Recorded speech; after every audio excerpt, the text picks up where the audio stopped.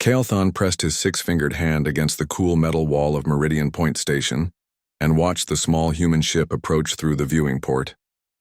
After 40 years as the Galactic Council's chief species assessor, he had seen hundreds of first contact meetings. Most new species arrived in massive warships or gleaming luxury vessels, showing off their power and wealth. The humans came in something that looked like a cargo hauler. The ship was gray and blocky with no decorative elements. It moved slowly and carefully, following every docking procedure perfectly. Kael'thon made his first note. Humans appear cautious and rule-following. Ship design suggests practical mindset over aesthetics. His assistant, a floating crystal being named Veltar, hummed softly beside him. The council representatives are already gathering in Conference Room 7. The Draknari delegation seems unimpressed. Kael'thon wasn't surprised. The Draknari were a warrior race who respected only strength and size. These humans would seem weak to them. He had read the preliminary reports about humanity.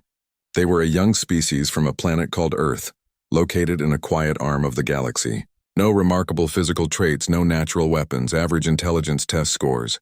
They had developed faster than light travel recently and were seeking peaceful contact. The docking bay doors opened with a soft hiss. Kael'thon straightened his formal robes and walked toward the arrival area. Protocol required him to greet new species personally and make initial assessments. It was a job he took seriously. The first human to step off the ship was a male wearing a simple dark uniform.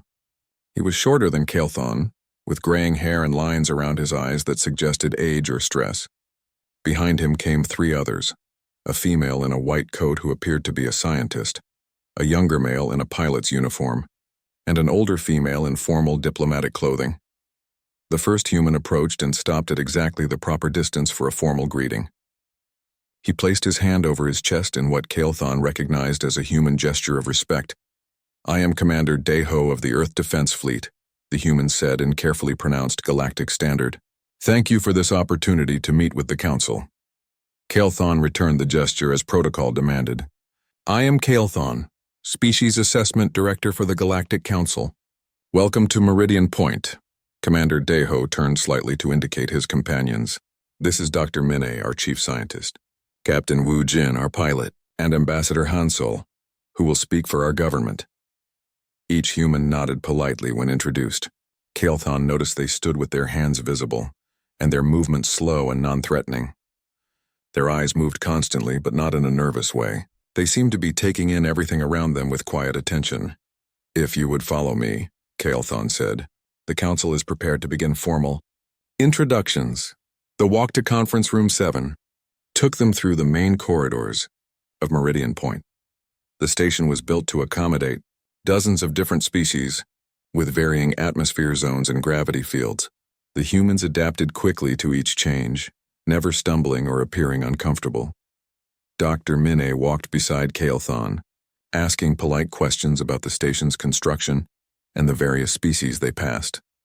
Her questions were intelligent but basic, like a child learning about a new place.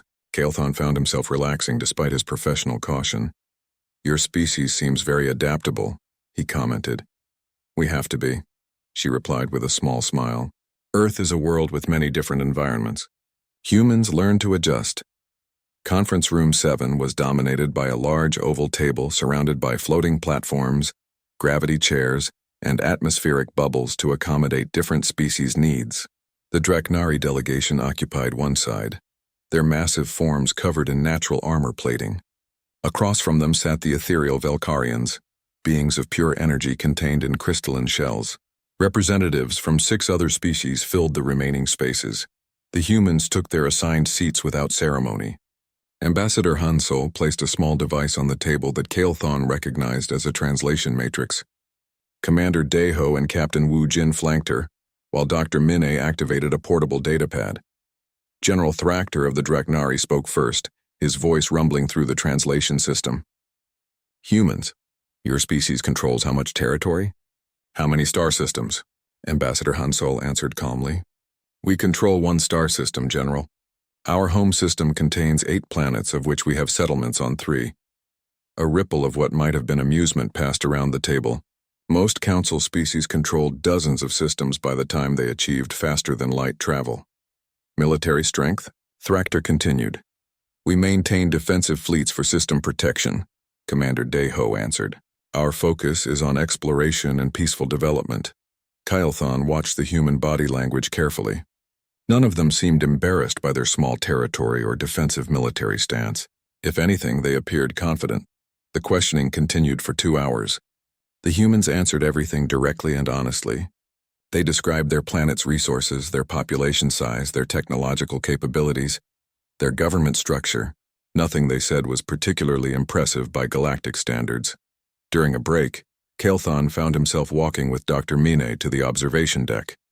She stood looking out at the stars, her expression thoughtful. What do you think of us? She asked suddenly. The question surprised him.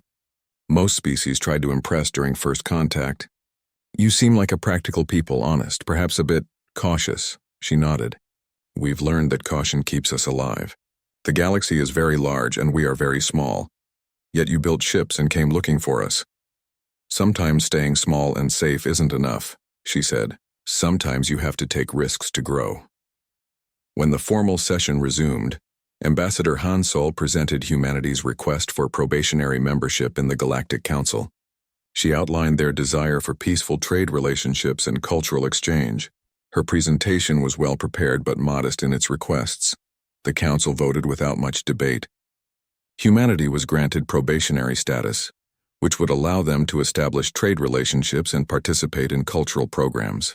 They would be assigned to peaceful sectors far from any potential conflicts or sensitive areas. As the humans prepared to leave, Commander Deho approached Kylethon privately. Thank you for your fairness during this process, the human said. It is my job to assess species objectively, Kylethon replied. Deho nodded. Still, we appreciate it. I hope we can prove worthy of the Council's trust. Later, alone in his office, Kylethon prepared his formal assessment report. He wrote, humans demonstrate intelligence and adaptability within normal ranges. Physical capabilities appear average. Cultural development shows emphasis on cooperation and peaceful problem-solving. Recommends standard probationary membership with assignment to low-risk sectors. This species appears suited for technical and trade roles rather than security or military applications. He transmitted the report and turned back to his other duties. The humans had been interesting enough but not remarkable. Just another small species taking their first steps into the larger galaxy. In 6 months he would file a follow-up assessment. And in all likelihood, humanity would become full members without any drama or excitement. Kylethon had no way of knowing that he had just made the most dangerous mistake of his long career.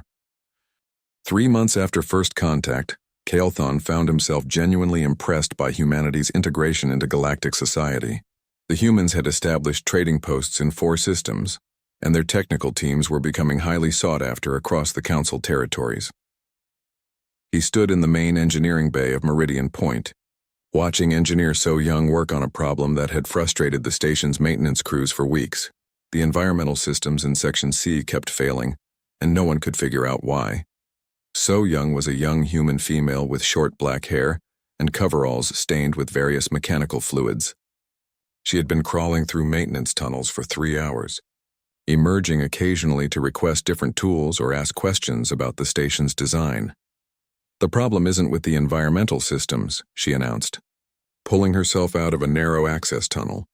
It's with the power distribution network. Someone installed a feedback loop about 15 years ago as a safety measure, but it's causing fluctuations that the environmental systems can't handle. The Draknari chief engineer, a massive being named Gorthak, rumbled his disapproval. Impossible. That system was designed by master engineers.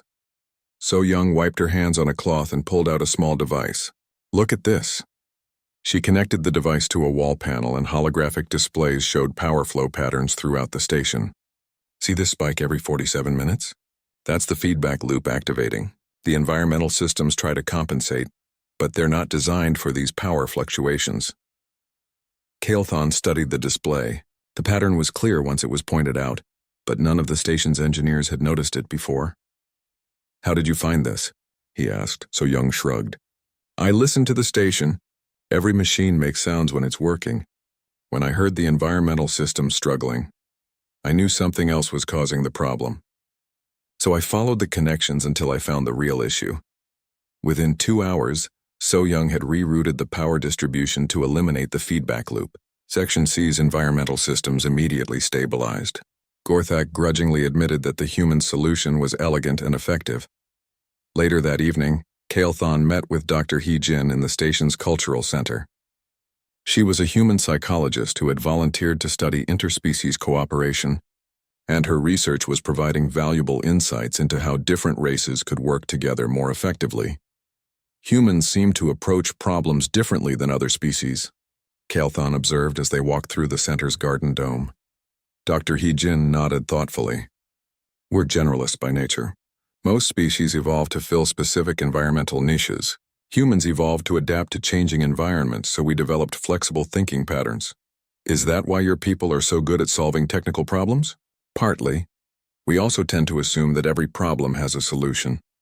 Other species sometimes accept limitations that humans would question. Their conversation was interrupted by an urgent announcement over the station's communication system. All senior staff report to Emergency Command. Priority Alpha Alert. Kael'thon and Dr. He-Jin hurried to the command center where they found organized chaos. Display screens showed long-range sensor readings from the outer territories. Admiral Vextar, the station commander, was coordinating with fleet captains across the sector.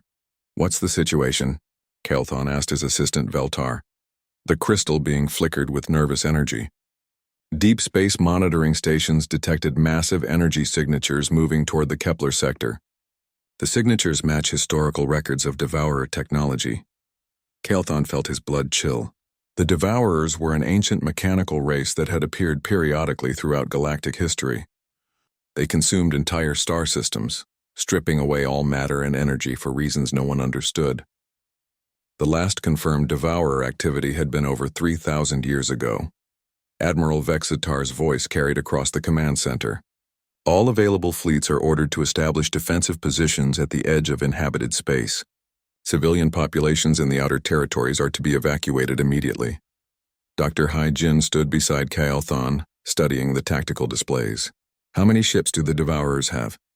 Preliminary counts suggest over 1,000 vessels, Veltar responded, each one capable of destroying a planet. And our defensive fleets? The combined Council fleets number approximately 600 ships, but they're scattered across dozens of systems. Kael'thon watched the tactical situation develop with growing dread. The Devourers had awakened from their long sleep and were moving toward inhabited space. Historical records showed that previous encounters had resulted in the loss of entire civilizations. A new voice spoke up from across the command center. Request permission to join the defensive fleet. Everyone turned to see Admiral Young-Sik, the senior human military representative stationed at Meridian Point. He was an older man with gray hair and steady eyes, wearing the simple uniform that seemed standard for human military personnel. Admiral Vextar looked surprised. Admiral Young-Sik, humanity has no obligation to participate in military operations. Your probationary status specifically assigns you to peaceful sectors. With respect, Admiral, the Devourers don't recognize peaceful sectors. If they're not stopped, they'll eventually reach every inhabited system, including Earth. The human fleet is small, General Thraktor interjected. The Draknari had arrived a few minutes earlier and was studying the tactical displays. Your ships would be better used for evacuation support. Admiral Young-Sik nodded politely. We understand our limitations, General, but we'd still like to help however we can. The discussion continued for another hour as defensive plans were formulated. The Galactic Defense Fleet would establish multiple defensive lines, falling back systematically while evacuating civilian populations. It was a sound strategy based on centuries of military doctrine. Kael'thon noticed that Admiral Young-Sik listened to all the discussions without offering suggestions or criticisms. The human took notes on a datapad and asked occasional questions about Devourer capabilities and past encounters, but otherwise remained quiet. As the meeting broke up, Kael'thon found himself walking with the human admiral toward the docking bays. You seem remarkably calm for someone facing his first galactic crisis, Kael'thon observed. Admiral Young-Sik paused at a viewing port that looked out toward deep space. Fear doesn't help with planning. Right now, we need to understand what we're facing and figure out how to respond effectively. The historical records suggest that the Devourers are nearly unstoppable. Previous civilizations that encountered them were either destroyed or forced to abandon entire sectors of space. Nearly unstoppable isn't the same as completely unstoppable, the human replied. There's always a way to fight back if you're willing to pay the price. Over the next few days, Kael'thon watched as human ships began arriving at Meridian Point and other strategic locations. The human fleet was indeed small compared to other council races, but their ships moved with precision and purpose. Captain Boram, the human fleet coordinator, established her command center next to the main tactical center. She was a middle-aged woman with short hair and an efficient manner that reminded Kael'thon of Engineer So Young. Your fleet positioning is interesting, Kael'thon commented during one of his visits to the tactical center.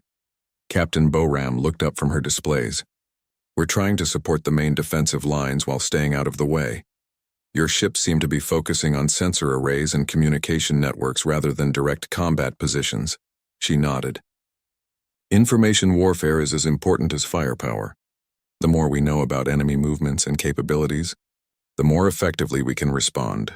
That evening, Captain Boram approached Kael'thon privately in the station's diplomatic quarter. Director Kael'thon, I wanted to thank you for your support during our integration process. Your assessments have been fair and helpful. It's been my pleasure. Humanity has proven to be a valuable addition to the Council. She was quiet for a moment, looking out at the stars through a corridor viewing port.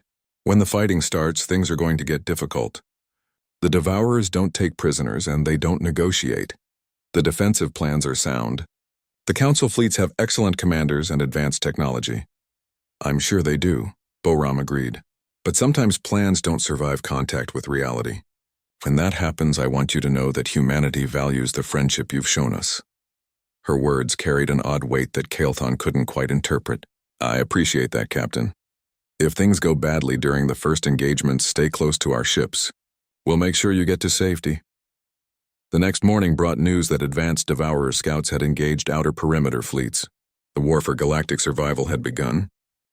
The first reports from the battle zones arrived 6 hours after the Devourer fleet made contact with the outer defensive perimeter.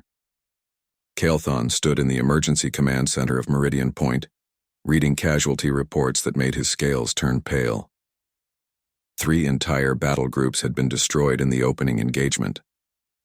The Velcarian crystal ships, considered among the most advanced in the galaxy, had lasted less than 20 minutes against Devourer firepower. The massive Draknari dreadnoughts had fought bravely but were systematically torn apart by weapons that seemed to ignore their armor. Fleet Commander Zekthar is ordering a general retreat to the secondary defensive line, Admiral Vextar announced to the assembled senior staff. All civilian evacuation ships are to begin immediate departure from forward positions. General Thraktor slammed his armored fist on the tactical display. This is madness. We're abandoning entire systems without a real fight. We're preserving our forces for more favorable engagements, Admiral Vextar replied coolly. The Devourers are stronger than our historical records indicated. Kael'thon noticed that Admiral Youngsik stood quietly at the back of the command center, listening to the discussions without comment. The human's expression was thoughtful rather than panicked.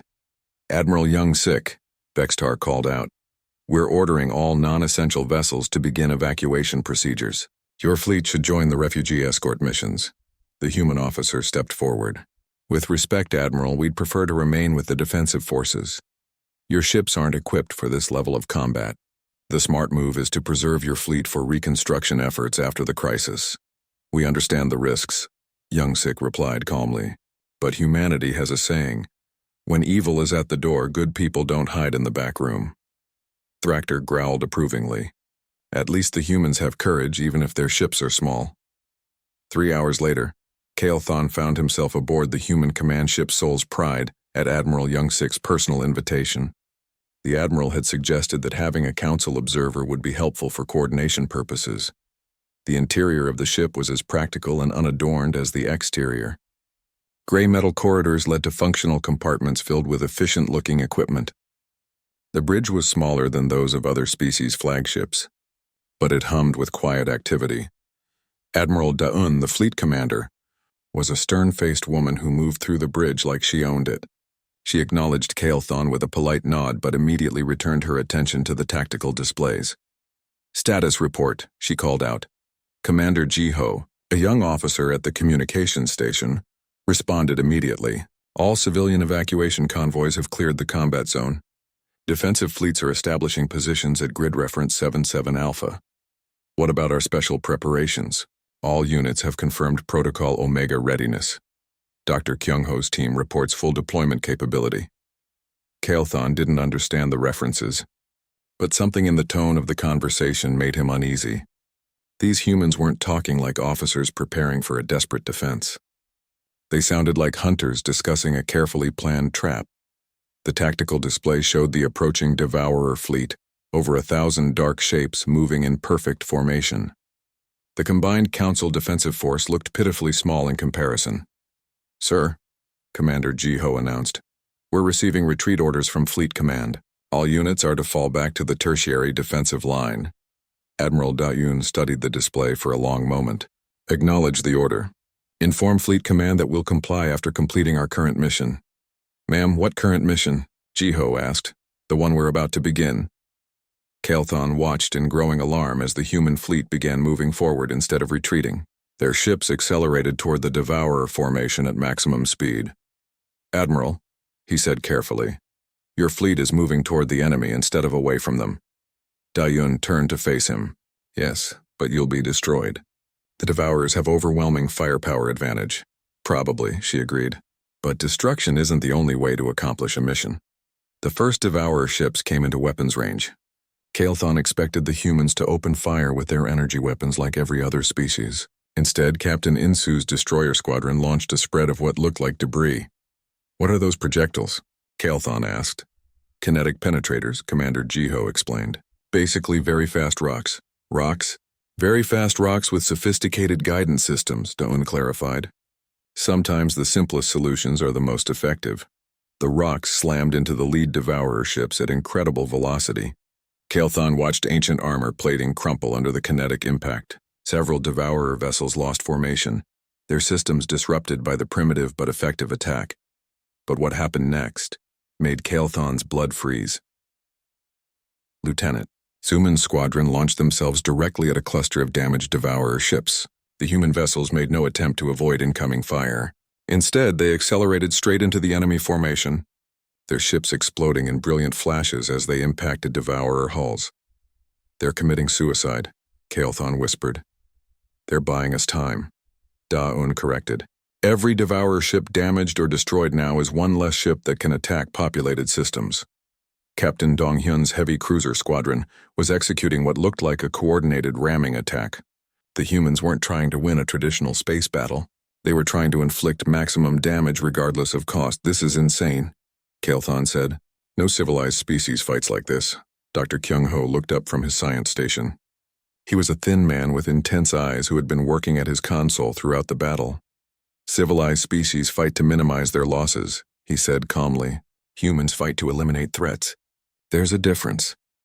On the tactical display, more human ships were diving into the Devourer formation.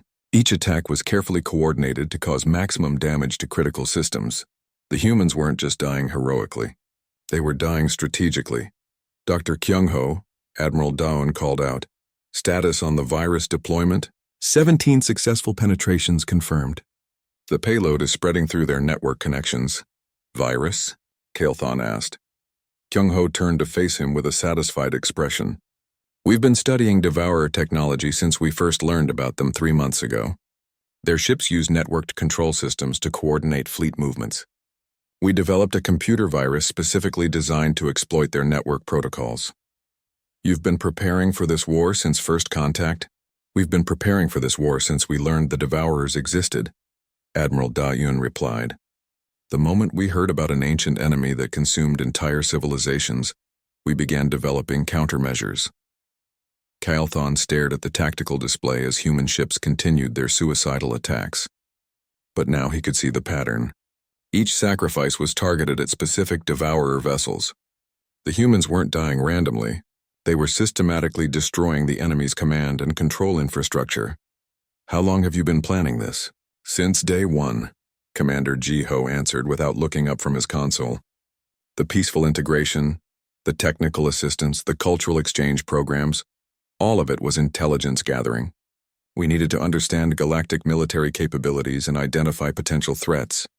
You lied to us. Admiral Dayun shook her head. We never lied. We said we wanted peaceful cooperation and we meant it. But we also prepared for war, because peace only works when you're strong enough to defend it.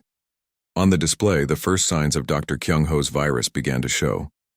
Several Devourer ships broke formation, their movement patterns becoming erratic. Other vessels began firing on each other as their targeting systems malfunctioned. The virus is working, Kyung-ho announced. Their fleet coordination is breaking down. Admiral Dayun activated the fleet communication system.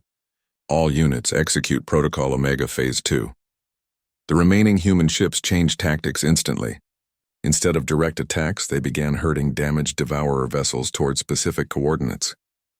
Kael'thon realized they were driving the ancient machines into a carefully prepared trap.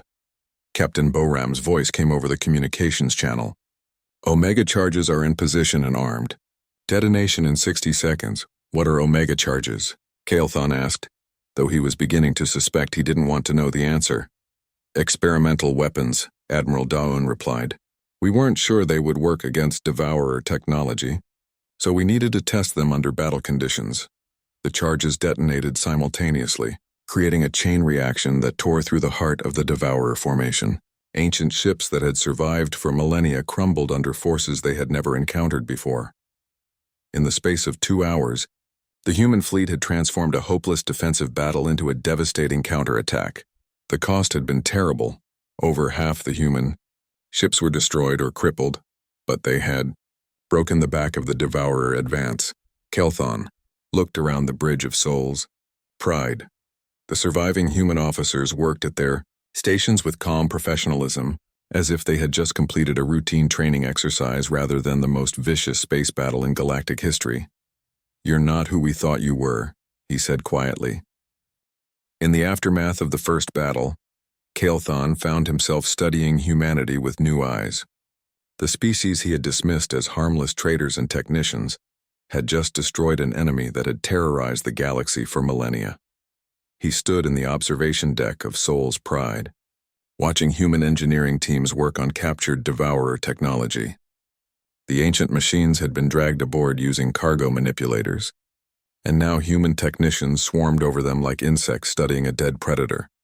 Dr. Jun Wu, the lead researcher, emerged from inside a Devourer construct covered in strange fluids and carrying a collection of components that seemed to pulse with their own energy. Fascinating, he told his assistant, Engineer Taejun. Their power systems are based on matter conversion rather than fusion or antimatter. They're literally consuming raw materials and converting them directly to energy. Can we duplicate the technology? Taejun asked. Better. We can improve it. Their conversion efficiency is only about 60%. If we modify the resonance frequencies, we should be able to push that up to at least 85%. Kael'thon approached the two humans. You're reverse engineering their technology?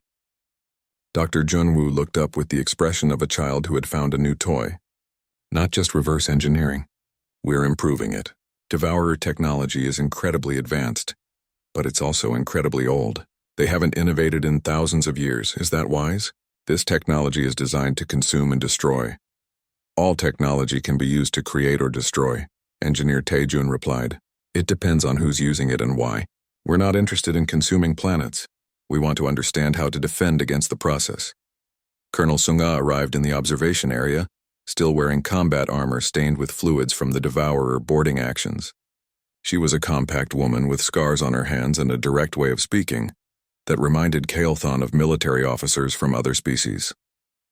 Director Kael'thon, she said with a respectful nod. The Admiral asked me to brief you on our ground operations. Ground operations? We boarded 17 Devourer ships during the battle, captured their central processing cores, and downloaded their navigation databases. Kael'thon felt his stomach drop. You boarded their ships? While they were still active? Had to. The cores self-destruct when the ships are destroyed. The only way to get the information was to take it from live vessels. She activated a portable display that showed schematic diagrams of Devourer ship interiors. The passages were narrow and filled with mechanical components that moved independently.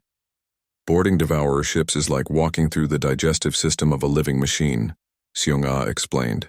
The corridors change configuration to trap intruders.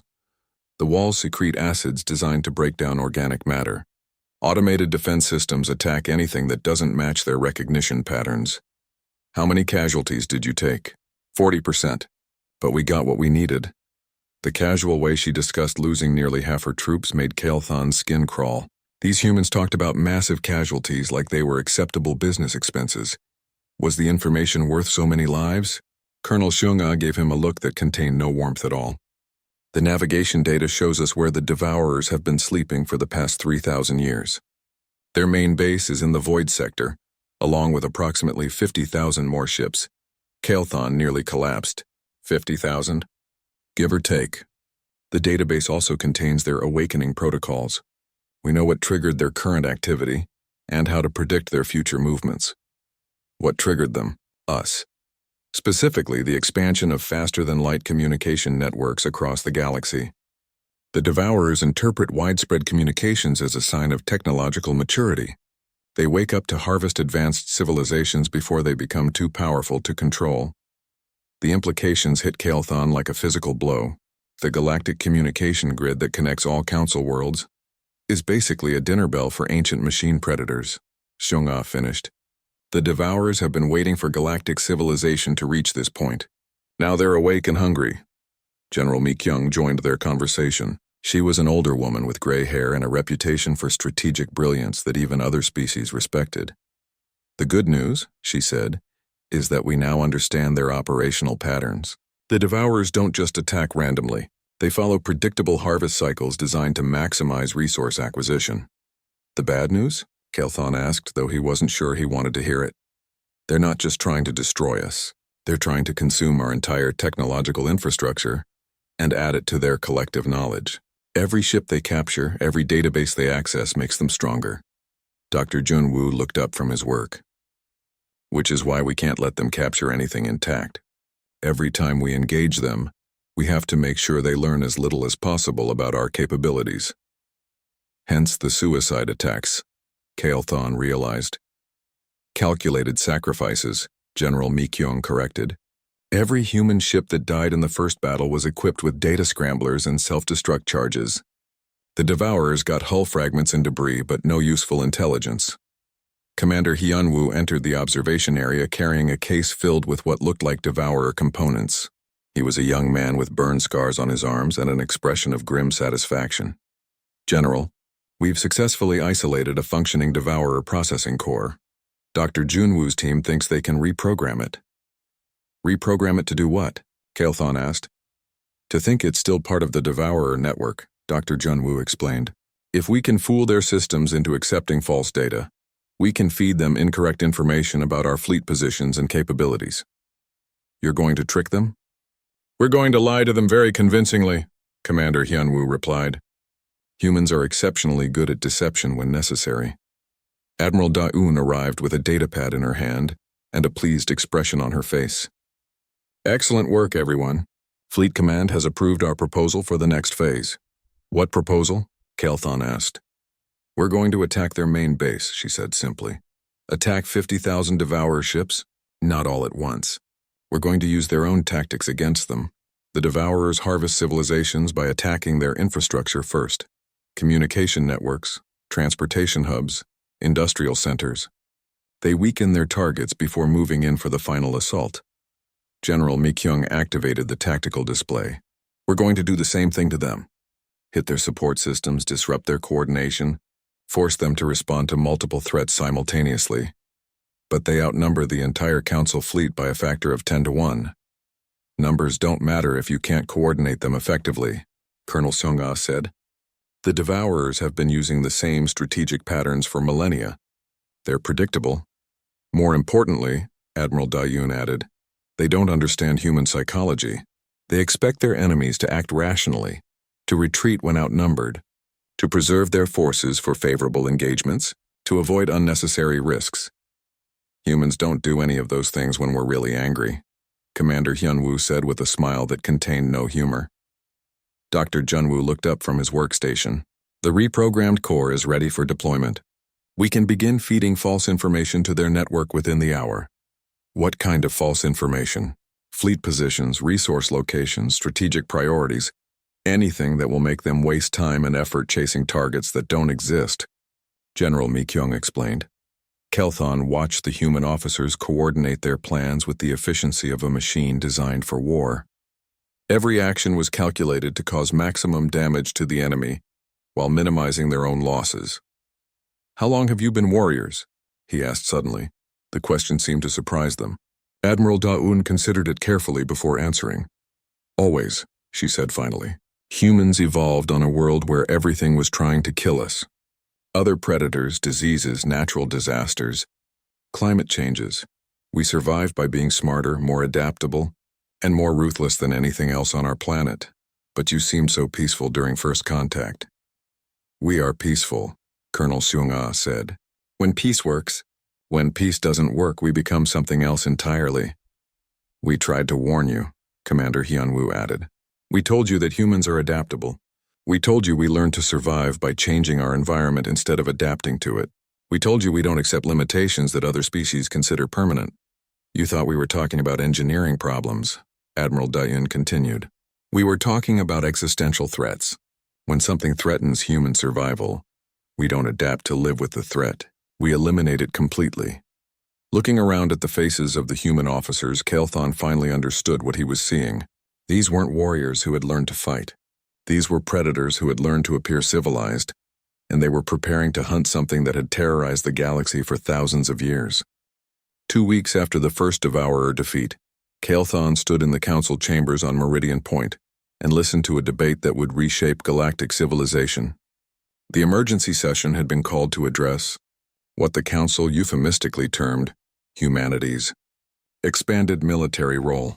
Ambassador Tae-young sat at the human delegation table with the same quiet dignity she had shown during first contact. But now Kelthon understood that her calm demeanor masked something far more dangerous than diplomatic skill.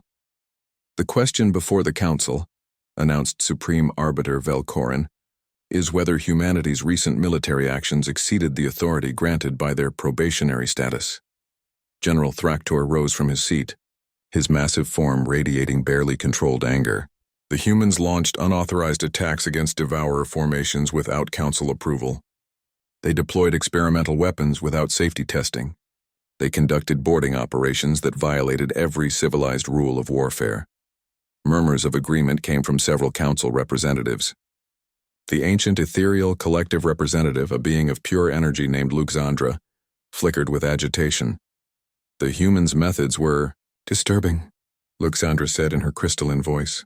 "The suicide attacks, the use of deception, the torture of captured enemy technology. These actions are inconsistent with civilized warfare." Ambassador Tae-young listened to the accusations without visible emotion. When called upon to respond, she rose slowly and placed her hands on the speaking podium. "Honored representatives," she began, "humanity never requested permission to defend our new home. When we joined the council 3 months ago, we accepted the responsibility to protect what we had helped to build. You exceeded your authority," insisted Councillor Zephyron of the Velkarian crystal ships. "Probationary members are not authorized to conduct independent military operations." "Did we?" Tae-young asked mildly. "Our original agreement specified that humanity would respect council law and support peaceful cooperation among member species. Nothing in that agreement prohibited us from developing defensive capabilities." Kelthon watched the exchange with fascination. The ambassador's words were technically correct, but everyone in the chamber understood that humanity had done far more than develop defensive capabilities. Admiral Jin A, the new human fleet commander, was invited to present a tactical summary of recent operations. She activated the chamber's holographic display to show a 3-dimensional map of the local galactic sector. "The Devourer threat has been neutralized in this region," she announced. "Our combined forces have destroyed or disabled approximately 1,200 enemy vessels. The survivors have retreated to their base in the Void sector." "At what cost?" demanded General Thraktor. "How many ships did humanity sacrifice for this victory?" 63 vessels and approximately 4,000 personnel, Admiral Jin A replied without hesitation. "We consider this an acceptable exchange ratio." The chamber fell silent. 4,000 lives to save entire star systems was indeed a favorable exchange by military standards. But the casual way the Admiral discussed such massive casualties disturbed many of the Council representatives. The concern, said Arbiter Velcorin carefully, is not about the effectiveness of human military tactics, but about their intensity. The Council has spent centuries developing warfare conventions designed to minimize suffering and preserve civilized standards. Ambassador Tae Young nodded respectfully. We understand the Council's concerns. However, the Devourers are not a civilized enemy. They don't take prisoners, they don't negotiate, and they don't recognize surrender. Conventional warfare tactics would have resulted in the complete destruction of galactic civilization. How can you be certain of this? Asked Loxandra. Because we studied them, Tae Young replied. While other species were debating defensive strategies, humanity was analyzing every piece of available data about devourer capabilities and behavior patterns. We knew from the beginning that traditional tactics would fail. Commander Yoonji, a young human officer, was called forward to present intelligence findings. She activated a series of displays showing captured devourer data archives. The navigation databases we recovered contain records of 17 previous galactic civilizations that encountered the Devourers, she explained. All of them followed conventional military doctrine: establish defensive lines, preserve forces, conduct orderly retreats when overwhelmed. And, prompted Arbiter Velcorin, all 17 civilizations were completely destroyed. Every ship, every colony, every trace of their existence was consumed and converted to devourer resources. The implications sent a chill through the chamber. The galaxy's current military traditions had been tested against the Devourers before, and they had failed catastrophically. The only effective resistance occurred when species abandoned conventional tactics and adopted what you would call uncivilized warfare. Commander Yoonji continued. Suicide attacks, deception operations, torture of prisoners for intelligence. These methods consistently produced better results against Devourer forces. General Thraktor's growl rumbled through the chamber. Are you suggesting that we should abandon the principles of civilized warfare? We're suggesting that civilization is worth protecting by any means necessary, Ambassador Tae Young answered. The Devourers don't care about your principles. They care about consuming your resources and adding your technology to their collective knowledge. The debate continued for hours, but Kael'thon could see that the fundamental question wasn't really about military tactics or council authority. It was about what price the galaxy was willing to pay for survival. During a recess, he found himself walking with Dr. Hai Jin through Meridian Point's observation corridors. The human psychologist had been unusually quiet during the proceedings. Your people have changed, he observed. No, she replied. We've revealed what we always were. Humans are adaptation specialists. When our environment was peaceful, we adapted to be peaceful. When our environment became threatening, we adapted to be threats ourselves. But the casual acceptance of massive casualties, the willingness to use any tactic regardless of moral considerations. Do you have children, Director Kael'thon? The question surprised him. Yes, 2 offspring. If someone threatened to kill your children, how far would you go to protect them? He considered this carefully. I would do whatever was necessary, even if it meant breaking laws, abandoning principles, becoming something you never thought you could be. Yes, he admitted. The galaxy is humanity's adopted family now. Every council species, every colony world, every space station, they're all under our protection whether they want to be or not. When the Devourers threatened that family, we became whatever we needed to become to protect it. When the session resumed, the council faced a fundamental decision. The Devourer threat was contained but not eliminated. The ancient machines had retreated to their base in the Void sector, where they were undoubtedly preparing for another assault. The question, said Supreme Arbiter Velcorin, is how the Council should respond to this ongoing threat. We could establish permanent defensive fleets around all inhabited systems, suggested Councillor Zephron. Create an impenetrable barrier that the Devourers cannot breach. Defensive strategies failed 17 times before, Admiral Jinneh pointed out. The Devourers have unlimited time and resources. They can wait for defensive fleets to weaken, or they can simply build bigger attack forces. What alternative do you propose? Asked General Thraktor. Complete elimination of the threat, Ambassador Taeyong said simply. We attack their base in the Void sector and destroy every Devourer ship, facility, and manufacturing capability. We make sure they can never threaten galactic civilization again. The chamber erupted in shocked voices. The idea of launching an offensive operation against 50,000 enemy ships seemed like suicide. It's impossible, declared Luxandra. Even with every council fleet combined, we lack the firepower to defeat such numbers. Numbers don't determine victory, Admiral Jin-A replied. Strategy, preparation, and willingness to pay the necessary price determine victory. Humanity is prepared to lead this operation, but we need Council support for logistics and intelligence. And if the Council refuses? Asked Arbiter Velcorin. Ambassador Taeyong was quiet for a long moment. When she spoke, her voice carried no threat, just simple fact. Then humanity will proceed alone. The Devourer threat will not be permitted to continue. We would prefer to have the Council's cooperation, but we don't require it. The session ended without a formal decision, but Kael'thon knew that humanity had already made theirs. Over the following days, he watched human fleets gathering at staging areas throughout the sector. Ships arrived from Earth and human colonies, carrying weapons and personnel that had been prepared for months. 3 days later, the Council voted to authorize Operation Final Harvest, humanity's plan to destroy the Devourer base. The vote was not unanimous, but it was decisive. Standing in his office, watching human warships prepare for what might be the last battle in galactic history, Kael'thon realized that he had witnessed something unprecedented. A species had joined galactic civilization not as subjects seeking protection, but as guardians assuming responsibility. He thought about his initial assessment of humanity.